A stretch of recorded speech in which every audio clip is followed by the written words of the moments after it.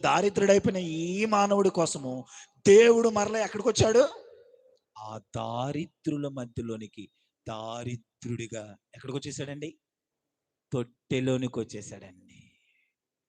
ఎంత గొప్పోడాయన! ఎంత గొప్పోడు! తొట్టిలోకి వచ్చాడు. పశువుల తొట్టిలో ఆయన ఏం చేశారంట? పరుండబెట్టారంట. పశువుల తొట్టిలో ఆ పైన ఇంకొక మాట చూడండి. దానికంటే ముందు సత్రములో చూడండి. 2వ అధ్యాయం